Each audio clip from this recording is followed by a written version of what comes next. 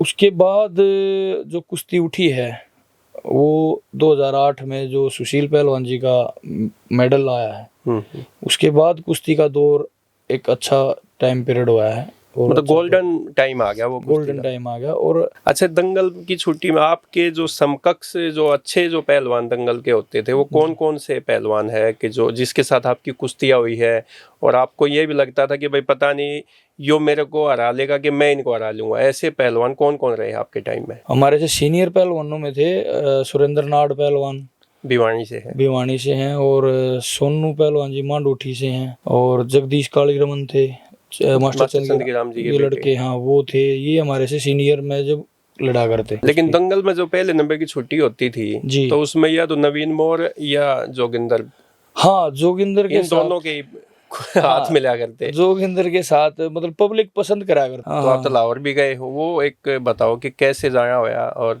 किसके साथ आपकी कुश्ती हुई वहाँ पे? और उसके साथ फिर 20 मिनट आर पार में वो कोई मुकाबला नहीं हुआ, मतलब मुकाबला हुआ लेकिन फैसला नहीं हुआ। वो बीच बीच में 2 मिनट का रेस्ट ले लिया, 3 मिनट का ले लिया, कभी मिट्टी ला लगा, कभी कंधे का रेस्ट लिया, कभी कमर का, कभी घुटने का, और फिर पॉइंट की हुई 20 मिनट के बाद, फिर मैंने पॉइंट में हरा लिया था उसको।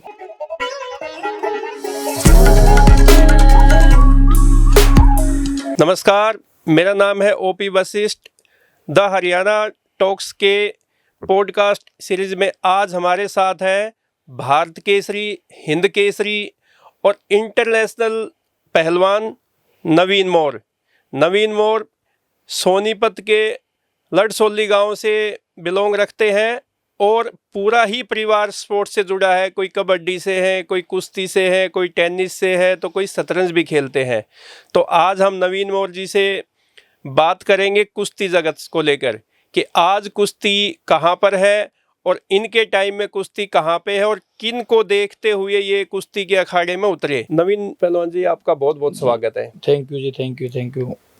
और मेरी तरफ से आपके सभी दर्शकों को, चैनल के दर्शकों को, सभी को राम राम। तो आप ये बताइए कि जैसे आज तो कुश्ती हो ही रहती है जी जी, इंटरनेशनल लेवल पे, ओलंपिक में जब भी कोई मेडल आता है तो कुश्ती से ही आता है। बिल्कुल बिल्कुल। आपके टाइम पे कुश्ती किसका क्या लेवल था? दंगल की कुश्ती को तो सभी जानते थे कि भाई दंगल में पहले नंबर की छुट्टी बोल दी, दूसरे नंबर की बोल दी। जी जी जी। तो इंटरनेशनल लेवल का वो एक्सपोजर नहीं था। बिल्कुल। तो क्या मानते हैं इसको आप? देखिए बस, अब उस टाइम पे कुश्ती का स्तर हमारे से पहले भी पहलवान हुए हैं तगड़े, लेकिन बीच में कुछ टाइम, कई साल का दौर ऐसा आया, ये लगभग आप लगा लो 1990-95 के बाद में, थोड़ा सा बीच में कुश्ती के लिए 2008 तक मिट्टी की कुश्ती ज़्यादा आप रही है उस टाइम अपने हिंदुस्तान में, क्योंकि बाहर से हमारे को मेडल नहीं मिल पाए।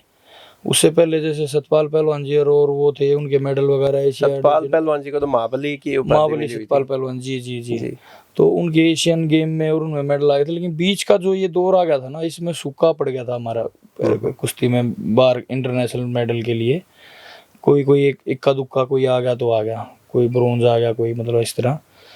तो उसके बाद जो कुश्ती उठी है वो 2008 में जो सुशील पहलवान जी का मेडल आया है, उसके बाद कुश्ती का दौर एक अच्छा टाइम पीरियड हुआ है, और मतलब गोल्डन टाइम आ गया, वो गोल्डन टाइम आ गया। और हमने कुश्ती करी तो हम वैसे तो मैट पे भी उतने अच्छे लड़ा करते और मिट्टी पे भी, लेकिन एक मतलब माइंड ये था कि भाई बाहर से मेडल तो आना बहुत मुश्किल, मतलब एक माइंड सेट सा हो गया था उस टाइम।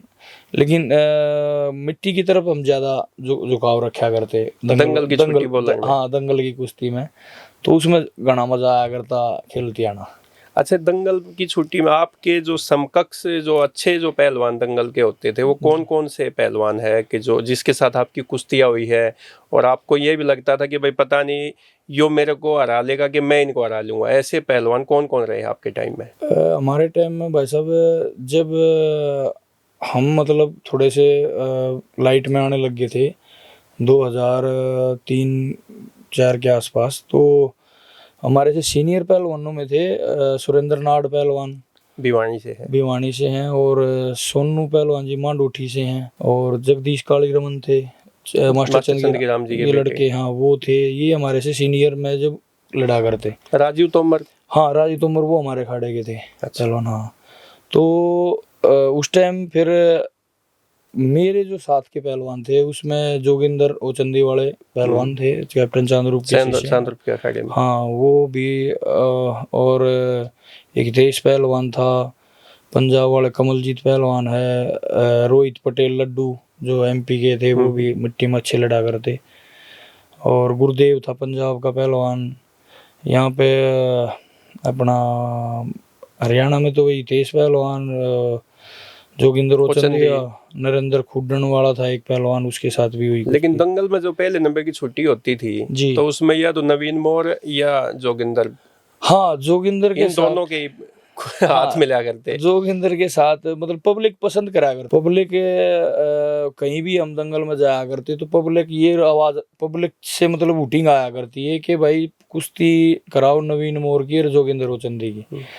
और कुश्ती भी हमारी लंबी टाइप चला करती, आधे घंटे, आधा घंटा पौना घंटा कुश्ती, 20 मिनट तो मतलब नॉर्मल थी। तो कुश्ती हमारी मतलब टक्कर की हुआ करती और काफी मतलब इंटरेस्ट लेके पब्लिक भी देखा करती, दूर दूर के लोग आते थे। हाँ कई कई जगह तो ऐसा हुआ कि भाई जो हमारे से सीनियर पहलवान थे छुट्टी के, सोनू पहलवान जी, नाड़ पहलवान जी, तो वो पहले नंबर पर लड़ा करते पहली छुट्टी पे, तो हम दूसरे नंबर पर लड़ा करते। तो कई जगह तो पब्लिक ये कह दिया करती भाई उनकी पहली छुट्टी ना उनकी नहीं कराते, दो पहली छुट्टी करवा दो। हाँ कई नु कहते बोला उनकी भी नहीं कराओ भाई इनकी करा दो। कई जगह ये हुआ कि भाई 2 करा दो, इनकी जो पहली छुट्टी जरूर कराओ। तो इस तरह भी हुआ है। तो सोनू पहलवान के साथ हुई कभी कुश्ती? हाँ जी, सोनू पहलवान जी के साथ मेरी कुश्ती हुई थी। दौलताबाद गांव है अपना, गुड़गांव में, वहाँ पे 20 मिनट कुश्ती हुई थी, दंगल में बराबर रही थी। तो सोनू तो तगड़े पहलवान रहे हैं। हाँ जी, हाँ मतलब कम समय में सोनू पहलवान ज्यादा नाम कमाया। हाँ ज्यादा नाम कमाया नहीं, लंबे भी काफी चले हैं, वो भी लंबी कुश्ती लड़ी है उन्होंने भी काफी। लेकिन हमने जब लंगोट बांधना सीखा था तो उनकी हवा थी जो उस टाइम भी, और हम धीरे धीरे हमने भी तगड़े हो गए हम भी, तो फिर उनके साथ कुश्ती लड़ने तो का। कितना वेट हुआ आपका?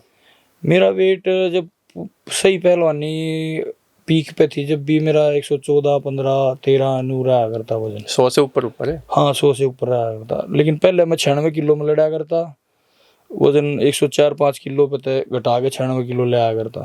तो उसके बाद फिर 125 में खेलना स्टार्ट कर दिया।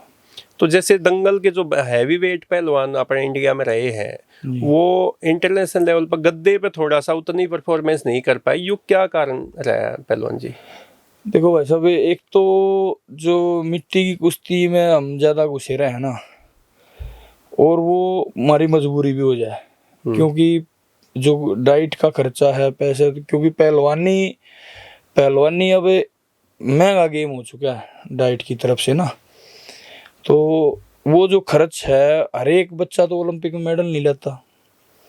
और जब बच्चा स्टार्टिंग करता है तो मीडियम फैमिली के बच्चे कुश्ती करने आए हैं, क्योंकि करोड़पति अरबपति बाप का बेटा तो कभी कुश्ती में दे ही तड़वा होगा नहीं। गांव का ही होगा, किसान। हाँ गांव का किसान का होगा, मजदूर का बेटा, मतलब मीडियम फैमिली का ही बच्चा कुश्ती में होगा। और हमारा जो ये दंगलों का जो जरिया है ना, ये ही हमारी कुश्ती को जिंदा रखे हुए है एक्चुअल में, जो बात आज भी बिल्कुल, क्योंकि वहां से ही हमारा बेस बनता है। दंगल में कहीं भी अखाड़े, जगह जगह छोटे छोटे अखाड़े हैं, अपने खेतों में खोल रखे हैं, किसी ने एकेडमी खोल रखी, किसी ने अखाड़ा बना रखा है, तो वहीं से बच्चे स्टार्ट करते हैं। वो 1 साल 2 साल 3 साल उसी में खेल लेंगे, फिर धीरे धीरे मैट की तरफ आ जाएंगे। फिर किसी ने मैट पे अच्छा लगन लग जाए कुश्ती लड़ना, तो मैट की तरफ भी चल पड़े हैं। लेकिन ज़्यादातर मैट पे भी लड़े हैं और मिट्टी में भी। तो हमारे जो बड़े पहलवान है ना, बड़े वजन के, जो आपने सवाल करा जी, वो एक तो कारण हमारा डाइट का हो जाता है। हमारे बड़े पहलवानी में डाइट हमारी फैटी डाइट है ज्यादा। हमारा तो घी दूध और वो एक डोली दूध पी लिया करो। हाँ बस जब तो पी लिया करते हैं जब तो 1 डोली तो चाहिए था घी। और वो जो सब्जी बनाते हैं उसमें वो देसी घी की वो 2-3 बड़े चमचे घी के ऊपर, बड़ी चम्मच 3-4 मारे बिना तो फिर स्वाद ना आया करता, चिकन आट सा नहीं आता स्वाद नहीं आया करता, सब्जी खाती आना चम्मच ना जा लेती इतने। तो एक तो फिर हमारी फैटी डाइट हो गया है, और एक हम मिट्टी में कुश्ती लड़ते रहे ना तो हमारी स्पीड स्लो हो जाए। तो बाहर वाले जो पहलवान है ना, जो रसिया वाले हैं, ईरान वाले हैं, और ये तो इनके साथ हमारी स्पीड मैच नहीं करती। फिर एक तो बॉडी फैटी होगी और फिर स्पीड स्लो होगी, तो फैट बढ़ेगा तो स्पीड अपने आप ऑटोमेटिक कम हो जाएगी। तो थोड़ा सा ये नॉन वेज भी उधर, जैसे उधर हाँ, के जो देश है वो ज्यादा, उनकी डाइट अलग है हमारे से ना, ज्यादा वो सिस्टम से खावा। अपने पहलवान तो घी और दूध पर ज्यादा फोकस रखे हैं। फिर भाई साहब और कुछ खाना, घी दूध बादाम जूस, यो है अपना खुराक है। ये बाबा ना मीट के और ये चिकन मटन है, ये हमारे गुरु पुराने गुरु थे, हमारे गुरु हनुमान थे, वो शाकाहारी रखा करते। तो ये तो खाना नहीं दिया करते। लठ क्या करते? लठ मारा करते, बिल्कुल शुद्ध लठ मारा करते। और उनकी आप आएंगे गद्दे पे लट्ठा के नीचे, उनकी लट्ठा की देन है भाई साहब। आज जो नवीन मोर बना है, जो छोटा सा बालक, और आज परमात्मा ने इसे 16 दिन दिया है। और जो शरीर पे ये कपड़े पहन रहे हैं, ये भी उनकी लट्ठा की देन है। उसके वो आशीर्वाद ना देते और वो ना संभालते तो हम भी कहीं अच्छा पहलवान जी, जैसे वेट बढ़ाने के लिए ना, अपने हरियाणा के खासकर जो पहलवान है वो कोल्हापुर जाया गर्मिया में, महीने में 2 महीने 3 महीने रुक के आते हैं। वो एकदम से जब वापिस आओगे तो पहचान में नहीं आवा, 20 किलो वजन बढ़ गया, 15 किलो के, वहाँ कैसे वजन बढ़ता? आप गए कदे ना? मैं कुश्ती लड़ने गया था 2007 में, ऑल इंडिया इंटर यूनिवर्सिटी हो रही थी वहाँ पे। कुश्ती लड़ने गया था, बस कुश्ती लड़के ने और फिर वापस आ गए। तो वैसे रुकने के लिए नहीं गए कभी, क्योंकि लेकिन जाते हैं ना बहुत सारे पहलवान, बहुत सारे जाओ के है वहाँ पे, वो इसक के पानी में है, पानी आजमेदार है। अच्छा। ये बतावा है उड़ा कि भाई खाना खा लिया और आधे घंटे बाद आपने 1 घंटे बाद फिर उतनी भूख लग जाएगी, आप फिर उतने 1 दर्जन केले खा जाओगे, 2 किलो दूध पी जाओगे, मतलब पेट नहीं भरता। ये कि भाई भरा हुआ आजमा फास्ट है वहाँ। मेरे भाई भी पहलवान रहे हैं कैप्टन चांदुर के अखाड़े में। जी। तो एक बार जब मैं +2 में पढ़ा करता ना, तो भाई मेरे को बोले कि चल भाई तू भी घूम के आ जा। तो मैं चला गया, मेरा 10 किलो वजन बढ़ गया। हाँ, बढ़ गया होगा। और मकाम में आना पहचान में नहीं आया किसी के। लेकिन वो अगर वहाँ थाली लौट के वजन बढ़ा गा रहे होगे ना, तो वो 1 महीने बाद 2 महीने बाद उल्टा है, फिर धीरे धीरे बैक मार जाए, घट जाए। अगर वहाँ मेहनत करके न बढ़िया डाइट खा के वजन बढ़ा रखा है, तो वो मतलब 2-3 किलो तक घट सके, लेकिन रुक जाए वजन फिर। लेकिन जो 1 नंबर की कुश्ती बोल रहा हूँ तो कोल्हापुर तो जाना ही पड़ेगा। हाँ, ना ऐसी कोई बात नहीं है। हमारा तो खाड़े में मैं 42 किलो, जब मैंने पहलवानी स्टार्ट करी, जब मैं 42 किलो का गया था खाड़े में। और उसके बाद देख लो दिन पर दिन हर 6 महीने जोड़ी बदल दिया करते, ऊपर बढ़ते रहे। कदे कोल्हापुर की जरूरत नहीं पड़ी, क्योंकि डाइट अच्छी खाओगे, अच्छा रेस्ट करेंगे, अच्छी मेहनत करेंगे, तो कहीं जाने की जरूरत नहीं। तो आपको ये भारत केसरी, हिंद केसरी के ऐसे कई खिताब आपके नाम है। जी। तो ये खिताब एक ही होते हैं, अलग अलग भी ऐसे करवा देते हैं ये? नहीं, खिताब मतलब एक उसका लेवल तो एक ही है, लेकिन वो खिताब के नाम अलग अलग कर देते हैं कई बार ना। कहीं हिंद केसरी रख दिया, कहीं रुस्तम हिंद रख दिया, कहीं भारत केसरी रख दिया, तो उनका नाम अलग अलग कर दिया। तो सारे खिताब आपके नाम है? हाँ, वो सारे खिताब जीते हैं भाई, भगवान की दया से। अच्छा, वो जो दंगल में या कहीं पे जो खिताब हिंद केसरी का होता है, वो मोटरसाइकिल दे दे नाम में, भैंस दे दे हैं। हाँ। एक आधी बात लगी है। हाँ, मोटरसाइकिल जीती, काफी कई मोटरसाइकिल जीती, बुलेट मोटरसाइकिल भी जीती, और वैसी स्प्लेंडर ये भी छोटी भी जीती। हाँ, तो इनाम तो दंगल में मिल जाया करते, बढ़िया लाख एक वो जैसे पहलवान जी, जैसे दंगल में कुश्ती जीत गया कोई भी पहलवान जी, फिर वो चादर लेकर जो चक्कर लगाते हैं, वो के सिस्टम है?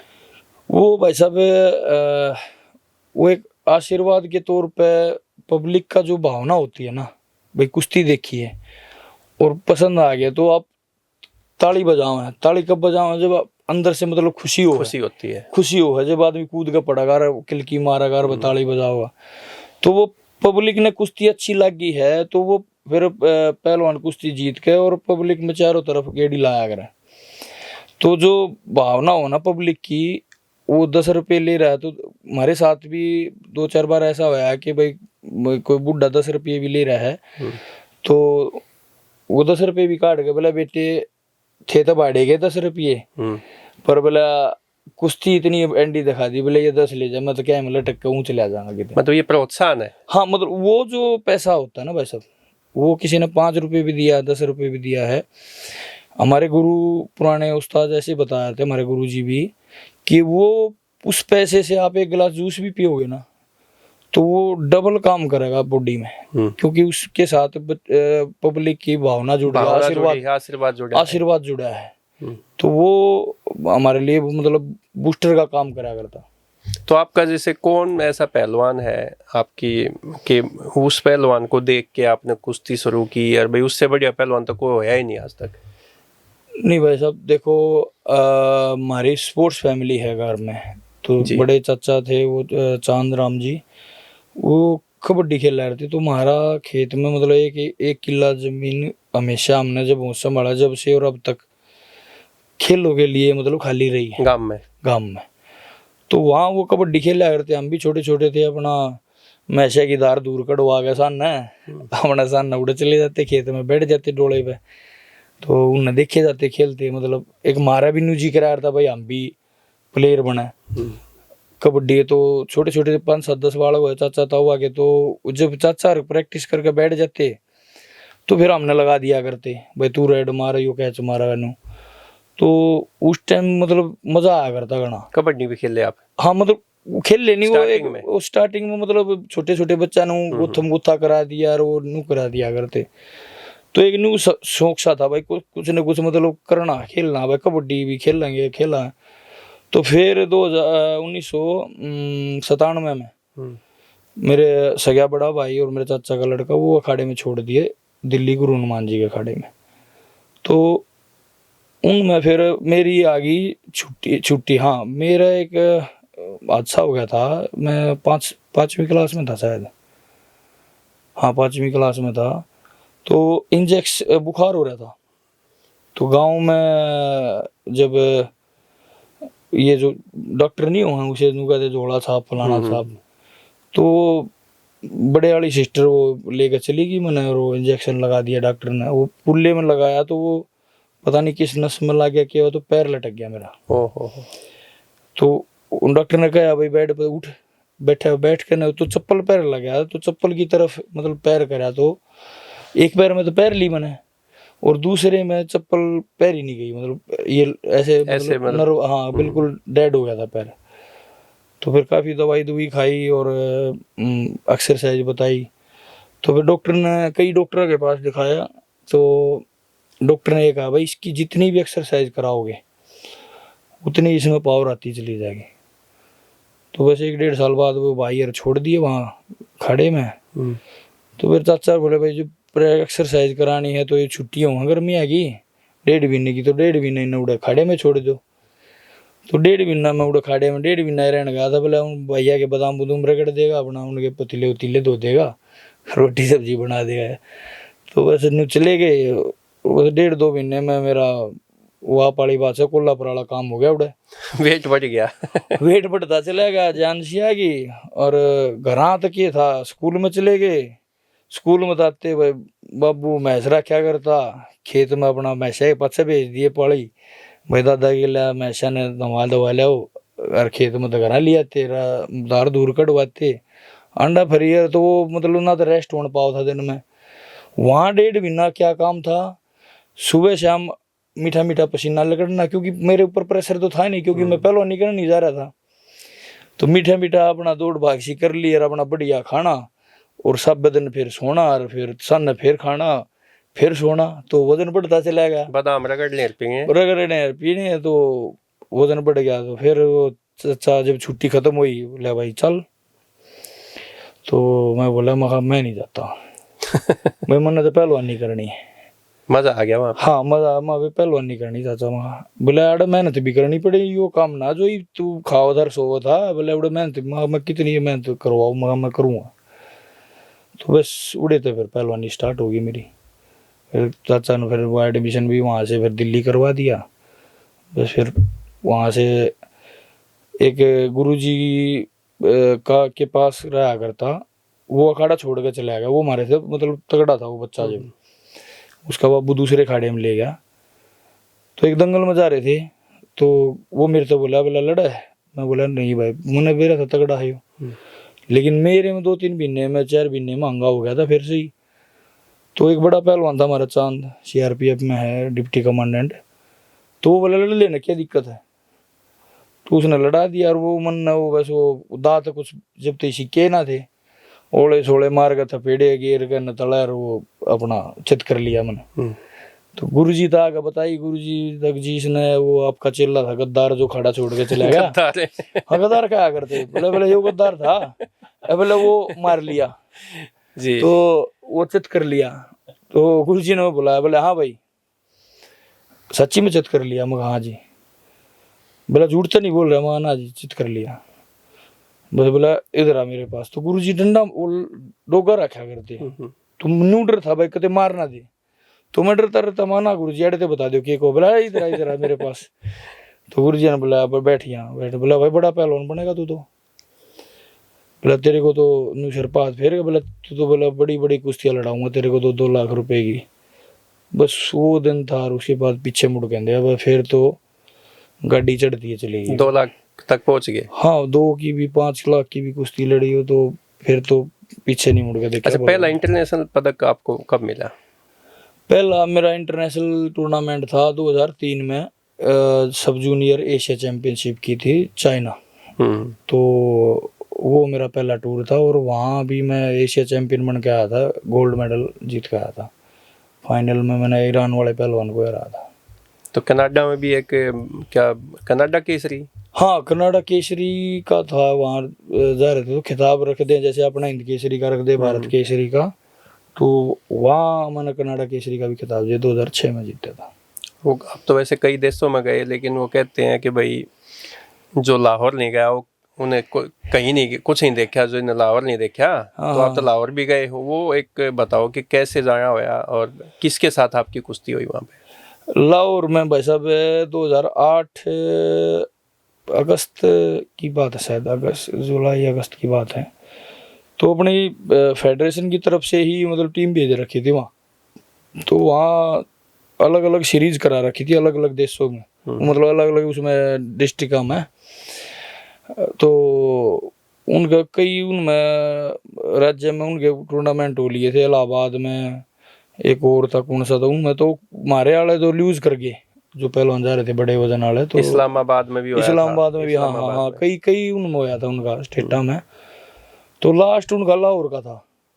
तो लास्ट में फिर मेरे पास फेडरेशन से मेरे चाचा के पास कोच के पास फोन आया, रमेश मोर। हाँ मेरे चाचा रमेश मोर जी के पास फोन आया कि भाई नवीन को भेजना पड़ेगा, वहाँ लूज टोक चल रही है और बात बेइज्जती होगी। हाँ बेइज्जती होगी भाई, और भाई तब थामनी पड़ेगी बात। तो पहला तो करके पाकिस्तान का नाम सुन के ना में कूद पड़े, बोला ना भाई पाकिस्तान नहीं भेजेंगे। तो फिर दोबारा फिर उन अगले दिन फिर फोन करा, भाई जाना पड़ेगा, बात बनेगी नहीं, बोला बेइज्जती हो रही है हिंदुस्तान की। तो फिर मेरे चाचा ने मेरे तो पूछी, हाँ भाई तेरा क्या जी करा है। मुझे फिर हिंदुस्तान की बेइज्जती हो रही है तो भाई फिर तो थामना पड़ेगा मामला, फिर चल लेंगे मगर फिर कोई दिक्कत नहीं है मैं, तो मैं कोई दिक्कत नहीं, जाऊंगा मैं खेल गाऊंगा। तो बोला कुश्ती, बोला मैं कुश्ती तो फिर अपना तो 100% दूंगा, हार जीत बाकी भगवान के हाथ में मगा। तो गए तो फिर कुश्ती भी भगवान की दात। तो कहाँ पे आपका तो फिर स्वागत तो होया होगा कुछ, या डर लगा था जाती आया? ना डर करती नहीं, डरने के आले दिन तो पैदा ही नहीं हो रहे भाई साहब, हम तो भगवान डरने वाले दिन तो पैदा है, उल्टे तो हटे नहीं क्या है मैं भी। तो वाघा बॉर्डर पर वीजा लग गया हमारा, मेरा ही लग गया था, बस चाचा का भी अप्लाई करा था, चाचा का नहीं लगा था। तो मेरे चाचा दिल्ली से ट्रेन पकड़ के अमृतसर गए थे, अमृतसर से फिर वो टैक्सी पकड़ के वाघा बॉर्डर गए। तो चाचा तो वहीं रुक गया बॉर्डर पे, मैं अपना पैदल वो जो वाघा बॉर्डर क्रॉसिंग इमिग्रेशन हुआ कर, तो वहाँ आके क्रॉस करा अपना। तो वो देखे पूछ लगे, वो बोला भाई हाँ भाई पहलवान क्या करने आया है। माँ भाई घोड़ाई लड़न आए हैं। मतलब क्या काम है भाई? माँ भाई घोड़ाई लड़न आए हैं। बोला किसके लिए घोड़ा का? मैं भाई मैं तो बोला माँ बशीर बोल रहा है। तो बोले वो बशीर वो ऊपर तले थी लखा मेरे कहना, बोला बशीर बोले नाल घोड़े का। वो तो बोला इतना तगड़ा पहलवान, बोला वो तो बोला 16-17 साल हो गए किसी से आ रहा है नहीं।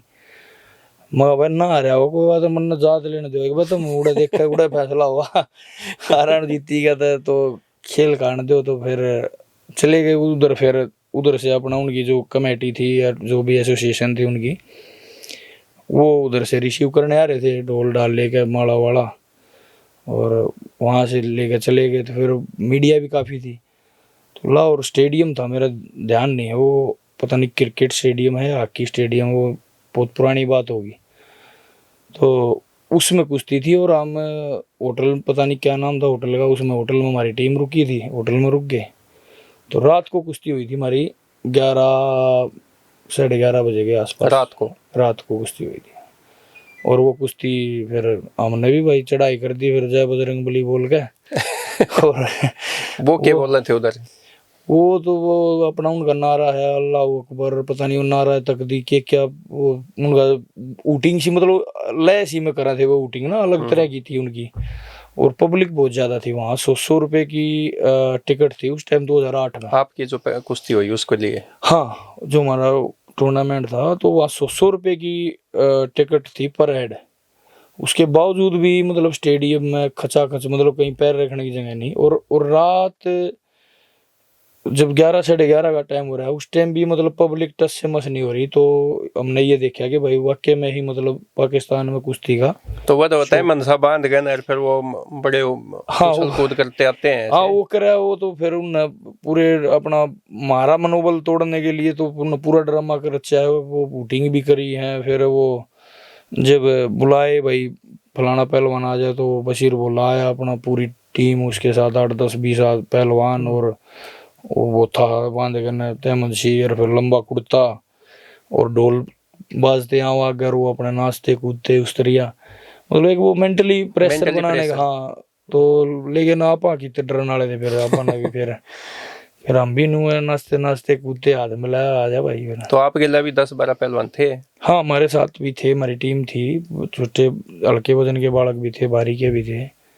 लेकिन वो टीम तो थी 8 10, लेकिन हमारी पब्लिक तो नहीं थी ना। जो जिस चीज से हमने एनर्जी मिला है हमने पब्लिक से।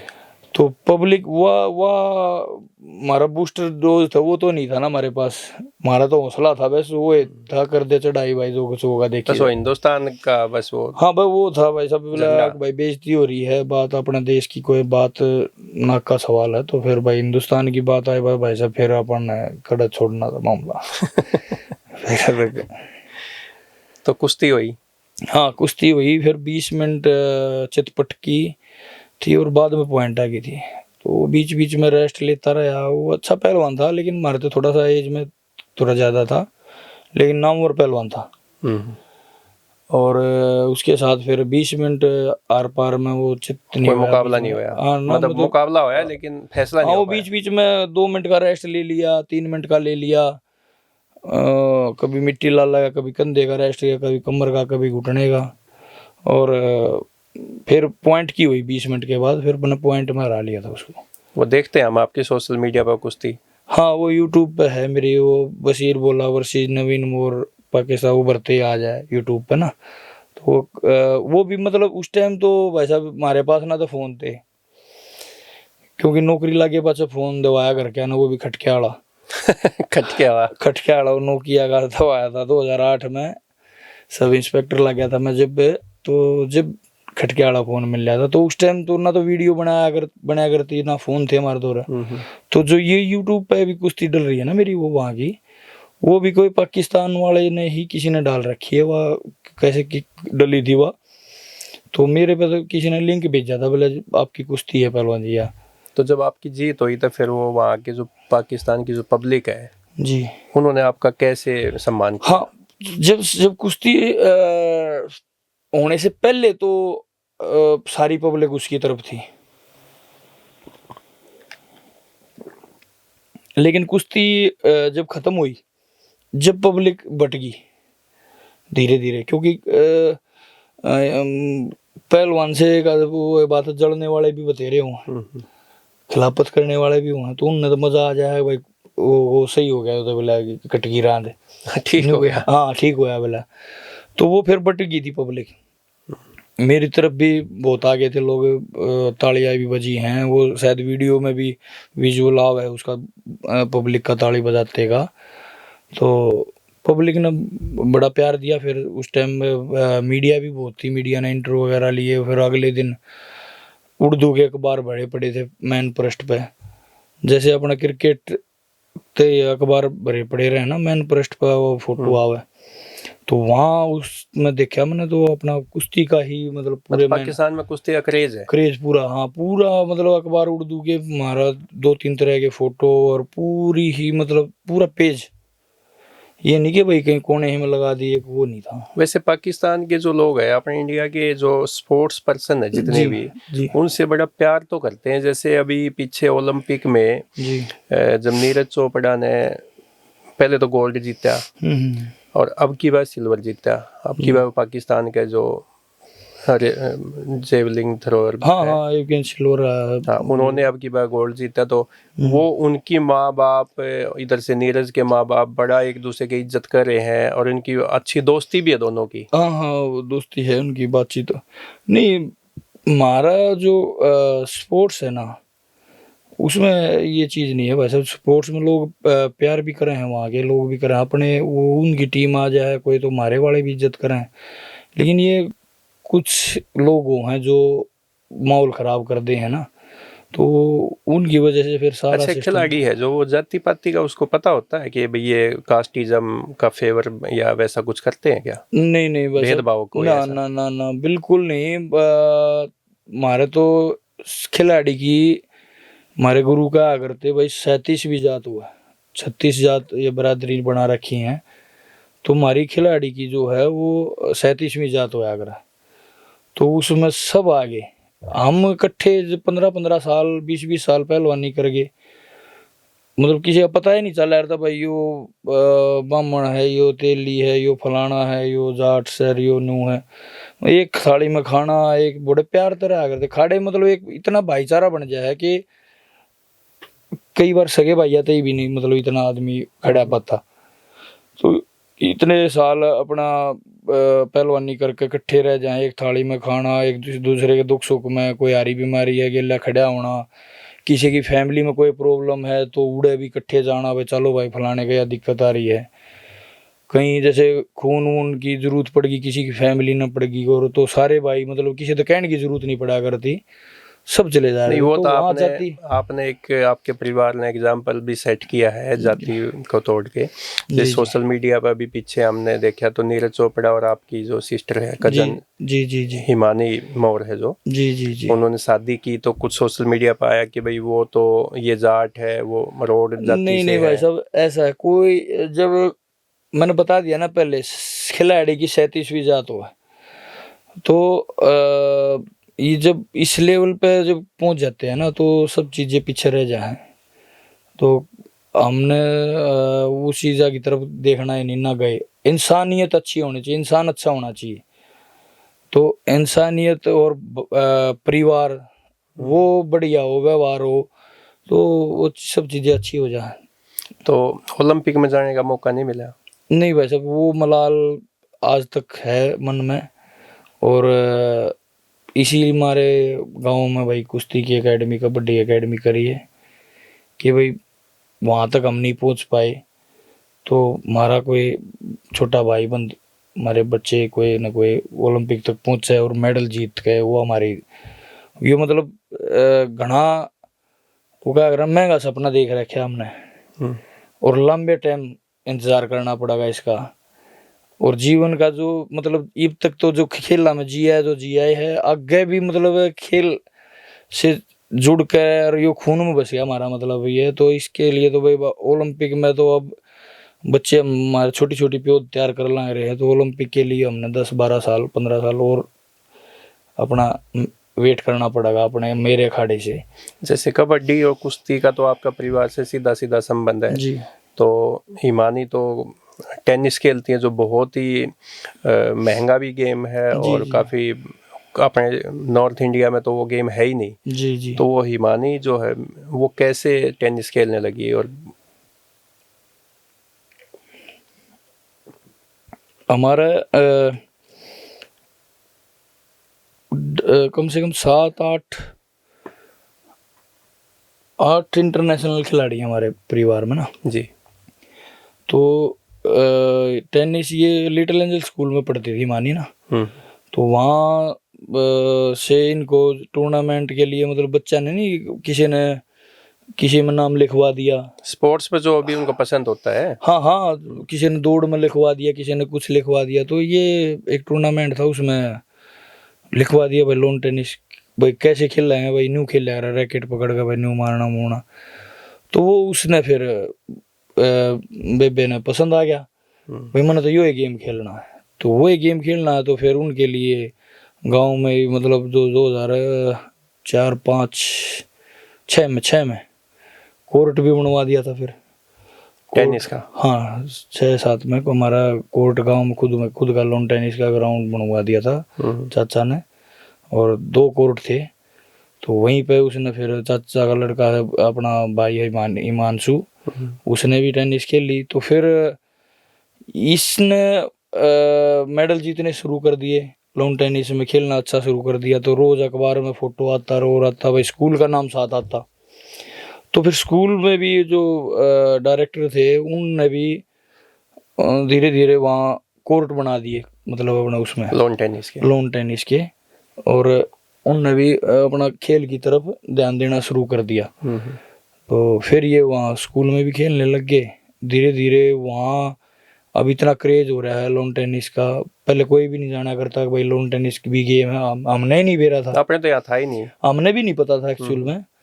तो अब लिटिल एंजल में मेरे ख्याल में घने सारे कोर्ट भी बन रहे हैं लॉन टेनिस के, और घने सारे बच्चे खेल रहे भी हैं, और उन्होंने तो पीछे फिर और ज़मीन लेकर स्पेशल बना दिया सारा सिस्टम। तो वहाँ से इसका शौक चढ़ा, फिर इंटरनेशनल लेवल तक खेली, अच्छी खिलाड़ी रही है, और पढ़ाई में भी अच्छी थी। आप तो स्पोर्ट्स मैनेजमेंट से किए भी कर, हाँ स्पोर्ट्स मैनेजमेंट से पढ़ाई भी कर रही है। हाँ कर रही है, कंप्लीट होगी? नहीं मई में फाइनल हो जाएगी उनकी। यूएस में बेस्ड है अमेरिका, हाँ अमेरिका रह रही है अभी वहाँ, तो मई में उसके फाइनल एग्जाम है बेबे के। तो शादी भी बहुत ही साधारण और बिल्कुल एक सिंपल तरीके से की, नहीं तो इतना बड़ा हाँ एक सेलिब्रिटी है दोनों, गुड़िया भी और नीरज चोपड़ा तो आज देश की शान है जो 2 पदक जीत के लिया। भाई साहब फैमिली का ही, दोनों तरफ से दोनों फैमिली का ही ये डिसाइड कर रखा था कि भाई अपने जो रीति रिवाज हैं उनके वो पूरे हिसाब से करेंगे शादी ना, और उसके बाद रिसेप्शन वगैरह अपना बाद में जो फैमिली गैदरिंग होनी है, अपना जो पब्लिक गैदरिंग है, अपना जो भी यारे प्यारे मित्र हैं सारे, वो बाद में कर लेंगे। क्योंकि नीरज की सिस्टर की शादी थी 2021 में, तो उस टाइम हमने देखा था कि पब्लिक इतनी होगी मतलब शादी में, तो मैनेज नहीं कर पाए। वो मतलब कर तो लिया मैनेज, लेकिन एक वो ना मतलब खिचड़ी बन गई अपना। भाई फेरा का टाइम हो रहा है तो नून बारात आ रही है, इस साइड यार दोस्त आ रहे हैं, अब एक दोस्त आ रहा है तो उसके साथ 10 किसी को अटेंड नहीं कर पा रहे, एक दोस्त आ रहा है, एक का न्योता दे रखा है तो उसकी गिला 15 आ रहे हैं, 10 आ रहे हैं, 5 आ रहे हैं, क्योंकि वो सेलिब्रिटी है भाई, सब ने मिलन का वो प्यार कर रहे हैं इसलिए आवे हैं।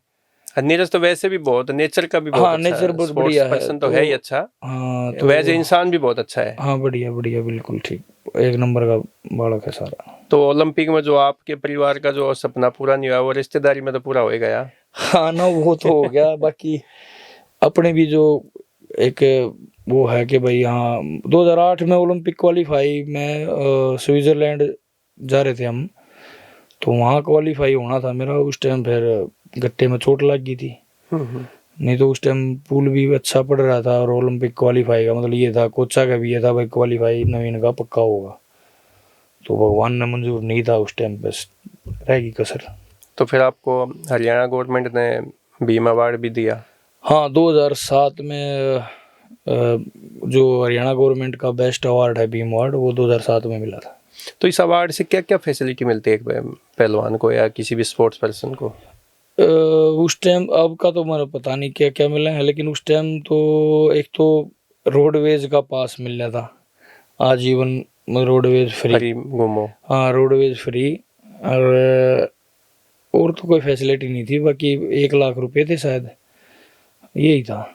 अब वो पीछे कह रहे थे भाई ये पेंशन भी कर दी। तो किसी ने मिल रही है, किसी ने नहीं मिल रही है। वो एक बार शुरू कर दी, फिर बंद हो गई थी। तो ऐसा सिस्टम चल रहा है। अब शायद 5 लाख रुपए मिले हैं बीमा वार्ड के। तो फिर आपको स्पोर्ट्स कोटे से हरियाणा पुलिस में जॉब लग गई इंस्पेक्टर के पद पे, या उससे कम रैंक पे मिली थी? हाँ नहीं, 2006 में रेलवे में सिलेक्शन हो गया था मेरा टीटी की पोस्ट पे। तो वो Ambada posting, Ambada joining letter आया था अम्बाड़ा का। तो मैं दिल्ली मांग रहा था, दिल्ली दे दो। तो वो दिल्ली मिला नहीं था, वो वैकेंसी दिल्ली में खाली नहीं थी। तो कही भाई स्पोर्ट्स अफसर ने कही भाई वेट कर ले थोड़ा सा। तो जब तक फिर हरियाणा पुलिस का आ गया था सब इंस्पेक्टर का ज्वाइनिंग, तो सब इंस्पेक्टर 2008 में कर ली थी और 2016 में इंस्पेक्टर बन गए थे।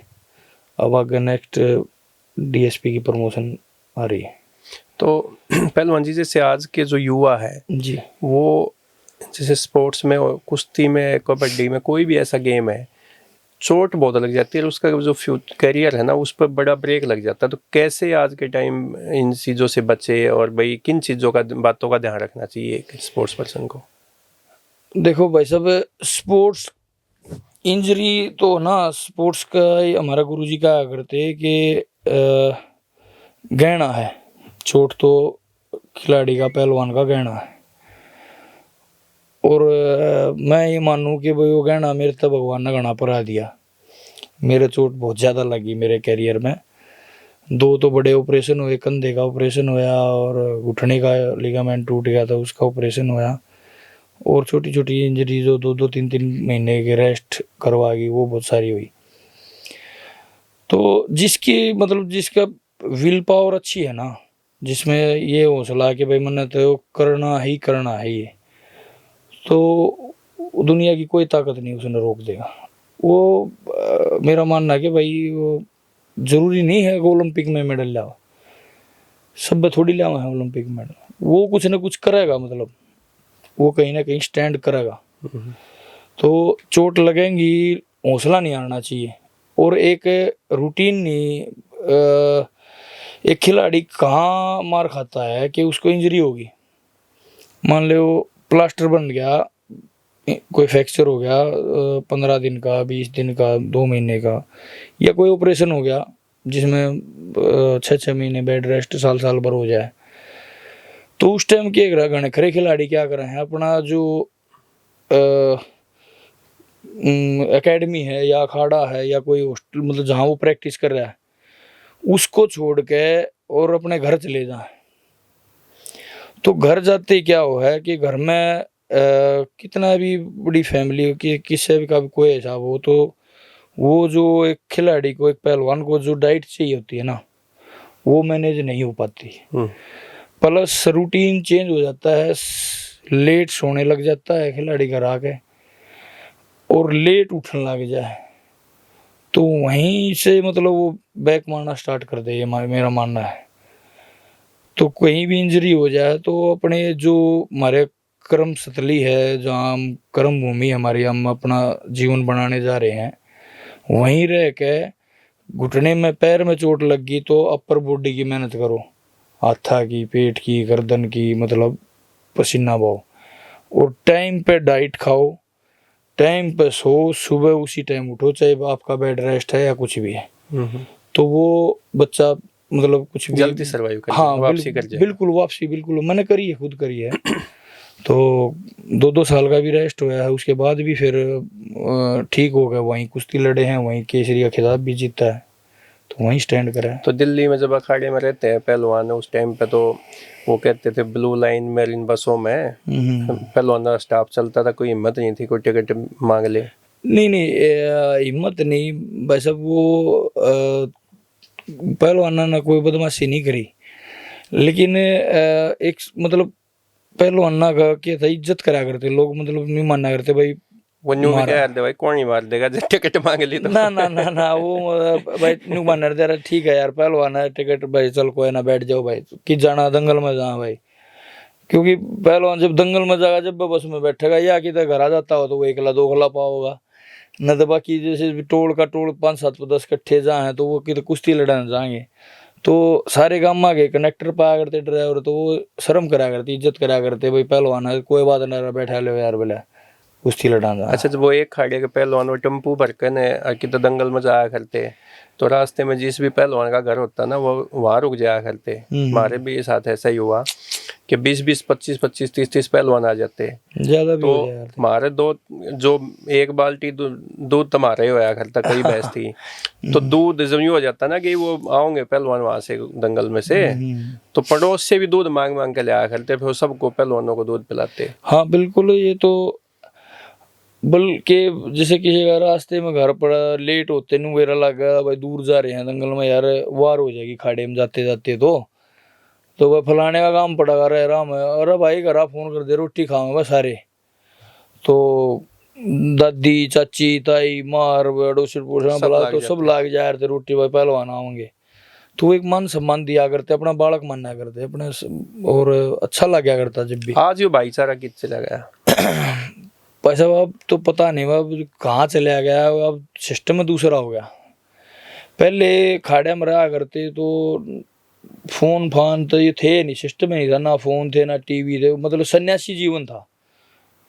मेहनत ब्रह्मचारी, जो असली हाँ ब्रह्मचारी। ब्रह्मचारी, हाँ बिल्कुल, मेहनत करनी, इतनी मेहनत करनी, इतनी देरी तोड़ कर मेहनत करनी कि भाई मट्टी में जो जोर कर रखे हैं मेहनत कर रखी है, और बाद में जैसे रिलैक्स होने के लिए स्ट्रेचिंग करने के लिए लेटा करते तो मट्टी में नींद आ जाया करती, उड़े सो जाया करते। तो फिर बड़े वाला भाई रहा करता साथ, उठाया करता भाई खड़ा होले बादाम पी ले भाई, नहा ले चल, नहा गए खाने का टाइम हो गया, तो थक जाया करते और फालतू बात वो ही नहीं था।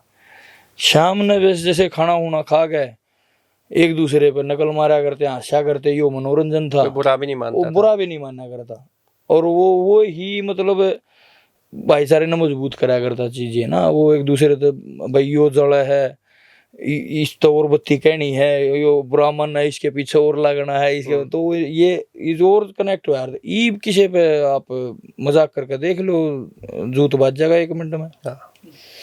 हाँ बिल्कुल वही।